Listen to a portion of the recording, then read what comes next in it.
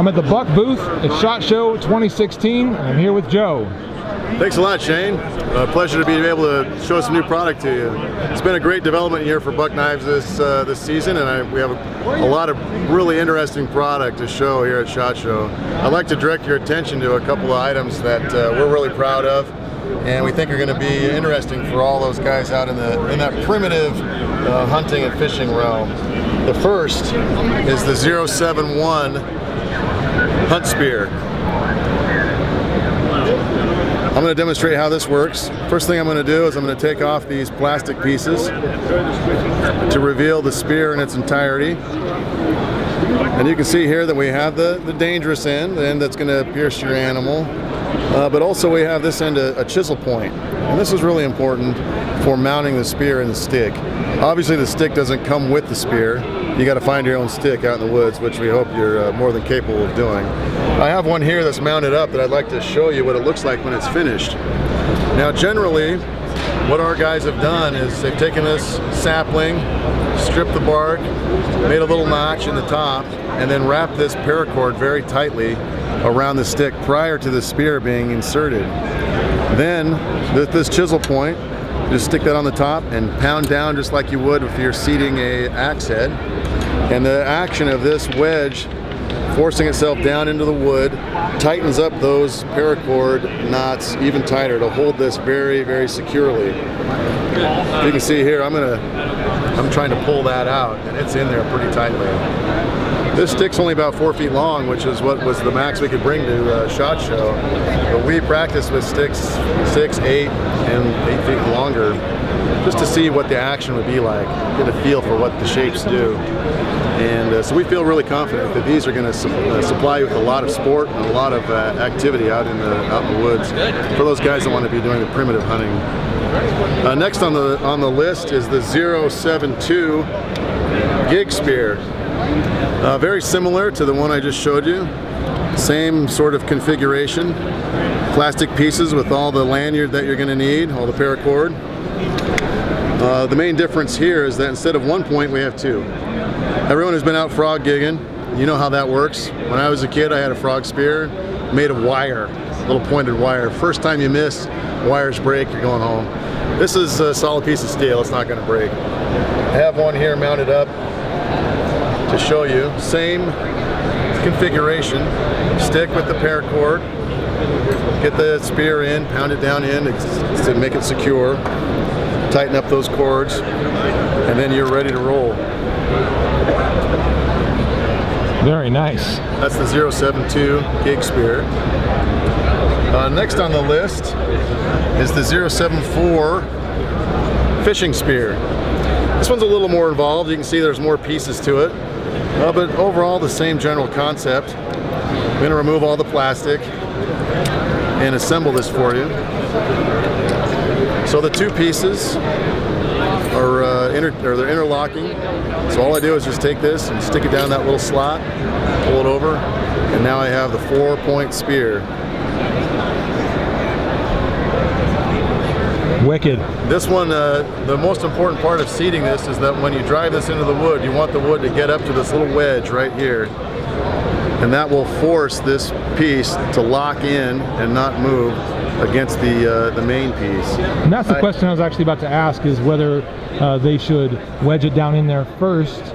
I should say whether they should assemble it first before they wedge it in. Exactly. Assemble this first, wedge it down. I have one assembled here. And you can see that this one has been assembled and wedged down in. And actually, the paracord on this one was done second. And so there's little quillions on here.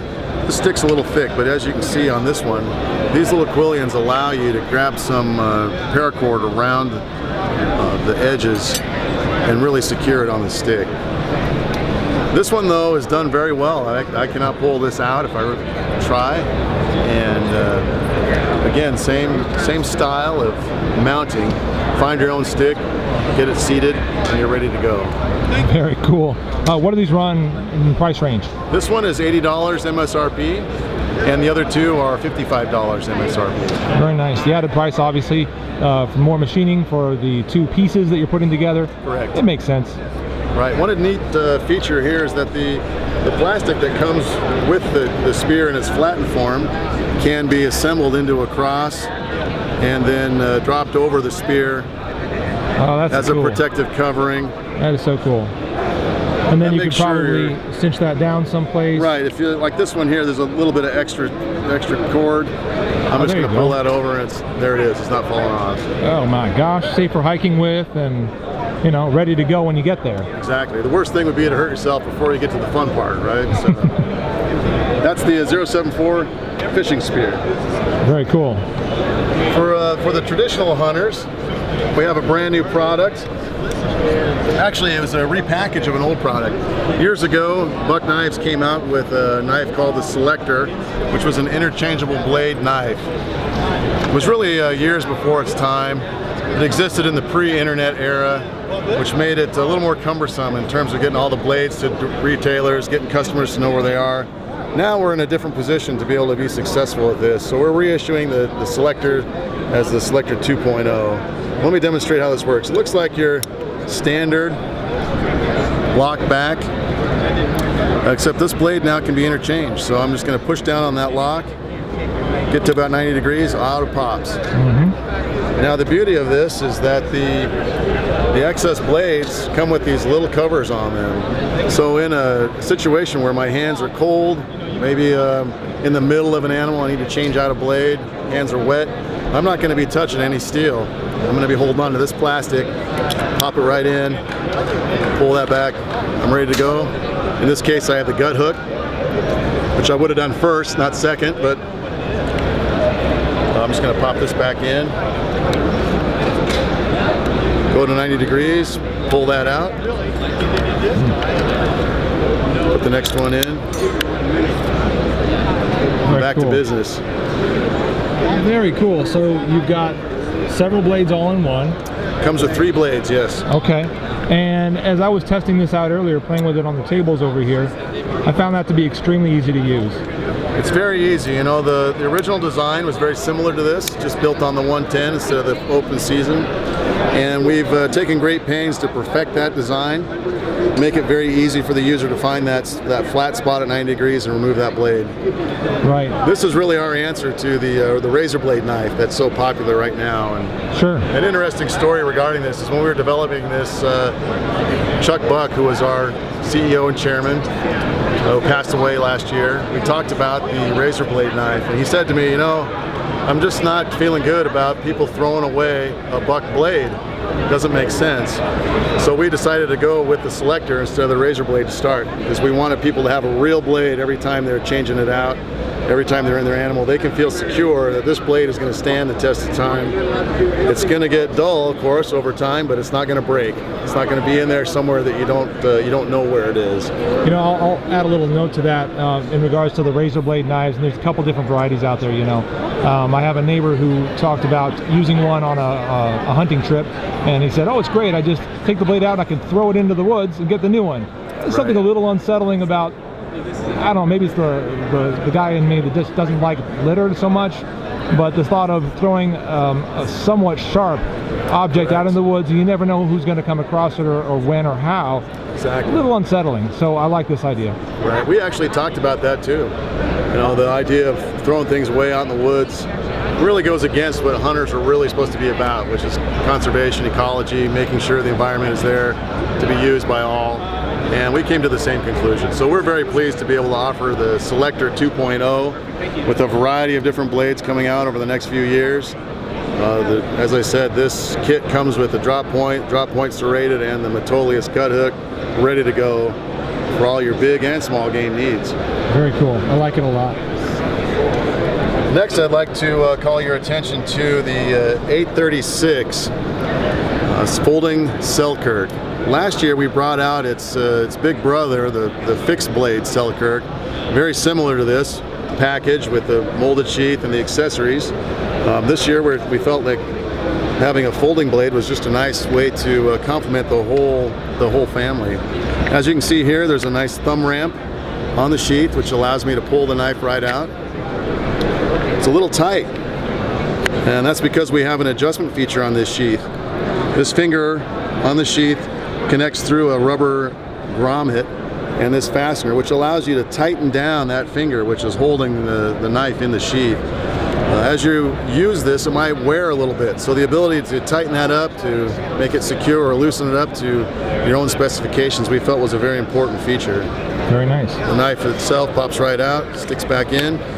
Along with it you have our accessory fire starter. Very easy to pop that out. Combination whistle as well, right? Combination whistle, right. This can fit in either way, depending on how you like to carry it. The sheath also is modifiable. You can see here we have a number of different pieces on the back with fasteners.